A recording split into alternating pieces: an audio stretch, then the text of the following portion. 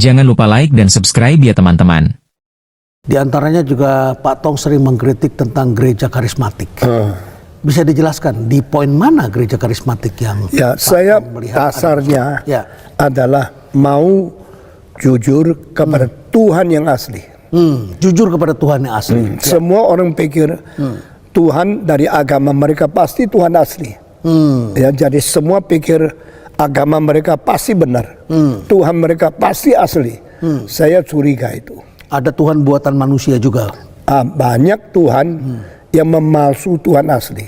Lalu saya menemukan di dalam kitab suci ada 5 hal yang tidak mungkin dipalsukan. Pertama, kebenaran. Kedua, kesucian. Ketiga, keadilan. Keempat, kebajikan. Kelima, cinta kasih yang murni. Kalau ini 5 tidak ada, Satu tidak ada. saya tidak percaya ada Tuhan. Kalau saya percaya Tuhan, pasti 5 ini dimiliki oleh Tuhan. Lalu dari 5 hal ini menguji, banyak yang disebut dewa, yang disebut Tuhan itu omong kosong. Seperti apa yang omong kosong ini? Misalnya Krika, Allah tertinggi itu Jupiter, tapi dia curi istri orang lain. Dia menipu lalu pura-pura menjadi kuasa yang lain, masuk ke rumah orang lain, kelihatan seperti awan, padahal itu manusia. Ini dalam mitologi Yunani. Ya, mitologi. Jadi di situ dia kira dia dewa, dia kira dia Tuhan, tapi itu tidak mungkin. Maka saya pikir yang tidak suci bukan Allah, yang tidak adil bukan Allah, yang tidak benar bukan Allah, yang tidak itu bajik bukan Allah, yang tidak punya kasih bukan Allah. Jadi kalau punya 4 dari 5 tapi tidak suci bukan Allah juga. Tidak bisa dong, mesti 5-5. Karena ini Alkitab ya. Gerakan karismatik di mana persoalannya? Gerakan karismatik adalah kekristenan yang palsu. Kekristenan yang palsu? Ya. Apanya? Karena Bagaimana dia mengajar manusia percaya untuk dapat uang, percaya untuk dapat kaya, percaya untuk dapat lancar, percaya untuk dapat sukses. Itu berarti Allah tidak mengajar orang berkorban. Allah janjikan orang asal percaya dapat segala berkat. Itu pasti ajaran palsu. Bukankah gerakan karismatik itu fokusnya pada bahasa roh? Itu salah satu aspek yang salah. Karena bahasa roh, istilah glosa itu lidah. Bahasa Greka. Nah, lidah yang ada itu harus dimengerti. Tapi bahasa roh yang tidak dimengerti berarti tidak bisa diuji. Semua yang tidak tahan uji pasti ada palsunya. Karena tidak bisa diuji, tidak tahu artinya apa. Saya kira itu bukan bahasa roh yang asli. Bahasa roh yang asli bisa dimengerti. Kalau orang tidak ngerti kesalahan orang, tapi Roh Kudus akan membuat orang ngerti. Karena itu tugasnya Roh Kudus. Roh Kudus adalah roh yang mengajar kebenaran kepada manusia. Tetapi karunia lidah yang tidak tanggung jawab, ngerti pokoknya bikin orang kaget lalu percaya. Saya tidak percaya itu benar. Jadi menurut tafsiran saya, yang benar pasti tahan uji. Yang benar pasti tahan uji. Yang tahan uji pasti ada caranya untuk dimengerti. Jadi Alkitab bukan menipu manusia, mendidik manusia mengerti kebenaran. Sementara kita lihat bahasa roh sekarang sudah mulai menjadi pertunjukan di gereja-gereja dan menarik banyak umat, tiba-tiba kemudian ditumpangkan tangan, semua orang bisa berbicara dalam bahasa roh dan banyak orang yang ketakutan juga kemudian tiba-tiba bisa mengeluarkan itu. Adakah contoh di Alkitab? Kalau tidak ada, jangan terima. Maaf karena ternyata terlalu banyak orang terlalu bodoh, gampang ditipu, dan mereka begitu mau saja karena mendapat faedah. Kalau sekarang ada seorang gubernur dikasih uang, izin semua dikasihkan, saya mengatakan itu gubernur yang brengsek karena dia maunya uangnya saja. Kalau Tuhan pun bisa dicokok dengan uang, mana saya mau percaya Tuhan itu Tuhan asli? Tidak mungkin. Termasuk mujizat palsu? Banyak yang palsu. Mujizat yang palsu bisa mendapatkan orang punya hati, sekaligus dapat orang punya uang. Jadi ala pendeta yang seperti menjalankan mujizat palsu. Banyak orang kasih uang, dia senang. Tapi itu pendeta palsu sekaligus. Ya, jadi kita mesti hati-hati. Ya, saya lihat di beberapa negara Afrika ada bisa menghidupkan orang mati, ternyata orang itu tidak mati sebetulnya. Iya, itu semua palsu. Palsu. Ya. Jadi banyak orang lihat, wah kaget. Ya. Sebenarnya yang penting bukan mujizatnya. Yang penting sesudah mendapatkan mujizat hidupnya berubah tidak. Ada ramai di kalangan gereja pendeta yang selalu bicara tentang kemakmuran dan bicaranya tentang perpuluhan. Nah, dan kemudian ditakut-takuti umatnya sehingga kemudian di salah satu kota di Jawa Tengah saya diberitahu hampir semua pabrik di sana 10% dari sahamnya dimiliki oleh pendeta tertentu di satu kota. Itu pendeta yang rakus, pendeta yang tidak jujur. Ya. Nah, itu nanti hukuman lebih berat dari orang lain. Ini Pak Tong ngomong benar ini berdasarkan apa yang Pak Tong pelajari? Oh, saya bukan sedang ngomong, saya pernah di hadapan pendeta. Jangan menipu orang, supaya kamu tidak dihukum oleh Tuhan.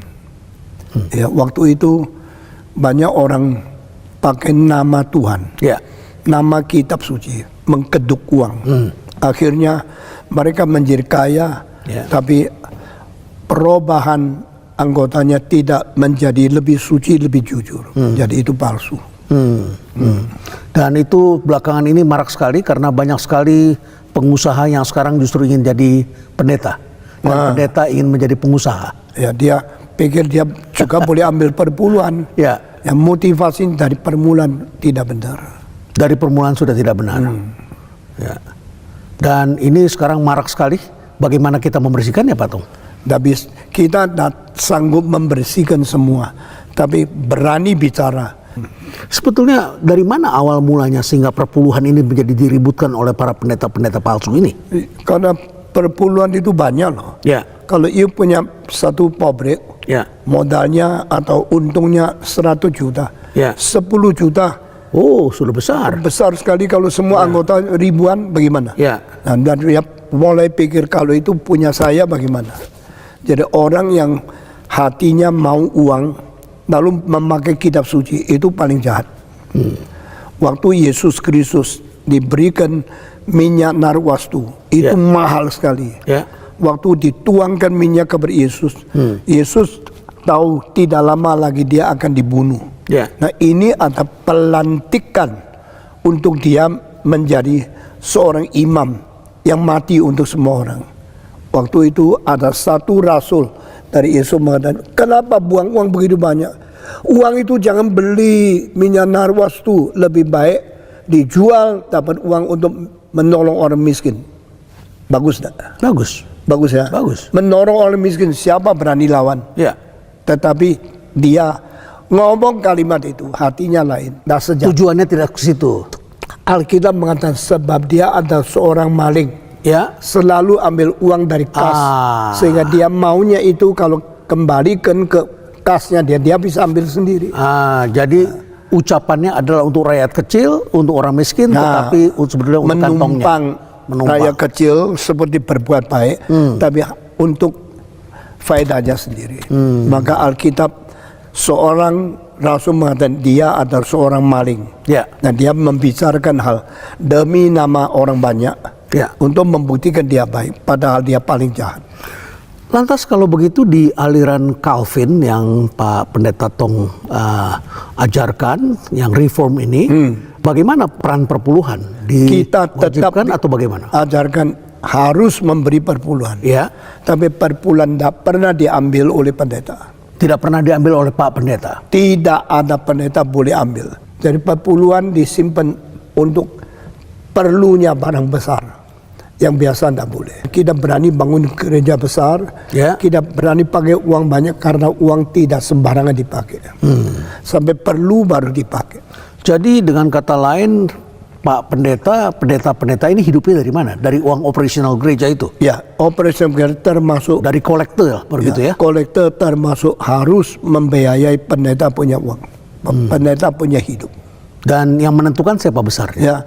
Itu kita mempunyai prinsip sama-sama setuju dan sama-sama belajar. Berarti ada manajemennya yang mengatur. Manajemen itu harus dikuasai oleh tua-tua yang mengetahui prinsip Alkitab. Tetua gereja. Baik. Belakangan ini banyak sekali kehebohan sehingga kemudian banyak terjadi peristiwa rebutan gereja. Bahkan bertikai antara ayah dengan anak. Rebutan gereja itu kalimat saya tidak setuju. Ya. Kalau gerejanya rugi, ada yang rebut. Tidak ada yang mau rebut. Karena ada untung baru rebut. Ada untung. Ya, jadi itu semua omong kosong. Kalau mau bangun gereja besar ini, bisa 6.000 orang. Bayarnya berapa? Saya silakan siapapun mau jadi pendeta yang mengganti saya, silakan ambil. Tapi you bisa bayar enggak? Kalau you tidak bisa bayar, pasti you tidak mau. Dari mana Pak Tong membiayai? Saya cuma serahkan Tuhan. Dan saya khotbah dengan sangat giat. Akhirnya orang datang dan saya tidak pernah paksa satu orang. Tidak pernah bilang, you mesti berapa? Tidak. Khotbah dengan baik, menurut Tuhan gerakan hati mereka. Mereka kasih persembahan, dikumpulkan cukup. Ya, cukup untuk biayai pendeta-pendeta, cukup untuk membiayai maintenance, cukup membiayai pajak, cukup membiayai pembersihan. Saya tidak tahu bulan depan bagaimana. Apalagi saya kalau sudah mati, pendeta lain datang masih bisa enggak? Saya tidak tahu. Nah itulah sandar sama Tuhan. Itu namanya beriman kepada Dia. Dia mensanggupkan segala sesuatu. Tidak ada yang salah dengan statement itu. Tapi kalau menyudutkan gereja tertentu ya nggak boleh ya, itu tidak etis ya. Tapi pernyataan yang mengatakan bahwa bahasa roh itu dapat dimengerti dan dapat diuji itu benar. Kenapa saya katakan begitu? Karena bahasa roh itu punya dua pengertian. Ada dalam pengertian senolalia, bahasa asing yang ada di dalam Kisah Rasul 2. Ada dalam pengertian glossolalia, bahasa lidah. Ya, jadi senolalia itu bahasa asing seperti dalam Kisah Rasul 2, ketika rasul-rasul itu kepenuhan Roh Kudus pada hari Pentakosta dengan lidah-lidah api di atas kepala mereka. Itu mereka berbahasa yang mereka belum pernah pelajari. Jadi orang-orang yang memiliki bahasa itu mengerti apa yang mereka sampaikan, padahal mereka tidak pernah belajar bahasa yang mereka ucapkan itu. Tujuannya apa? Menginjili, memberitakan berita Injil. Jadi tujuan bahasa roh itu dengar, menginjili. Karena Tuhan Yesus berkata begini, kalau roh yang keluar dari Bapa yang kuutus penolong itu datang kepadamu, ia akan bersaksi tentang aku. Nah, Roh Kudus itu tugasnya menginjili, mendorong orang untuk datang kepada Injil. Nah, bagaimana mungkin Roh Kudus menginjili kalau kesaksiannya tidak dimengerti? Memang betul harus dimengerti. Tapi kan Kak, di dalam 1 Korintus 14 ayat 2 dikatakan, siapa yang berkata-kata dengan bahasa roh tidak berkata-kata kepada manusia tetapi kepada Allah, sebab tidak ada seorang pun yang mengerti bahasanya. Oleh roh ia mengucapkan hal-hal yang rahasia. Betul, tetapi jangan lupa dalam 1 Korintus 14 ya, coba saya buka. Dalam 1 Korintus 14 ayat 13, karena itu siapa-siapa yang berkata-kata dengan bahasa roh, ia harus berdoa supaya kepadanya diberikan juga karunia untuk menafsirkannya.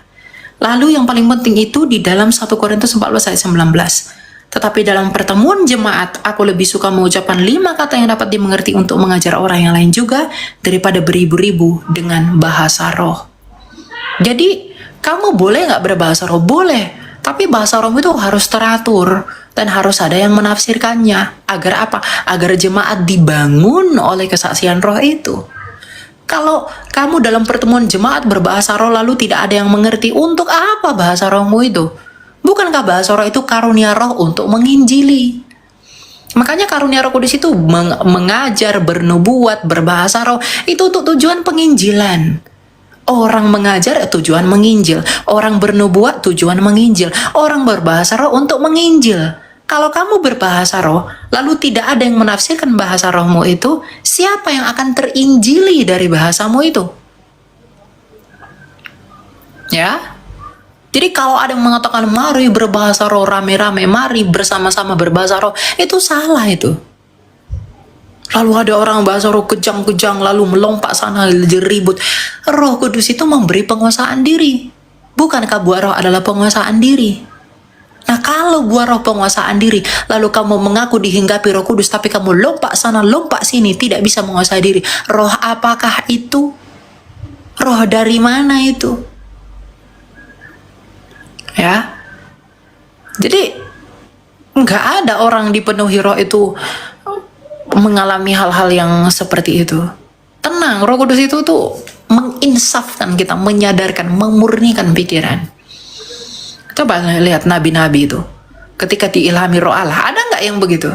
Kan nggak ada, ya. Tapi ketika kita ngomong begini, lalu mereka ini akan bilang, wah Elia kamu menghakimi, bla bla bla. Oh, dikasih tahu yang bener nggak mau. Tiba ngomong begini dicap menghakimi, bukan menghakimi, memang demikian adanya, ya. Saya nggak menyebutkan gereja apapun, tapi kalau ada yang seperti itu, jangan benarkan dirimu, itu salah. Karena tujuan bahasa roh itu adalah menginjili, membangun.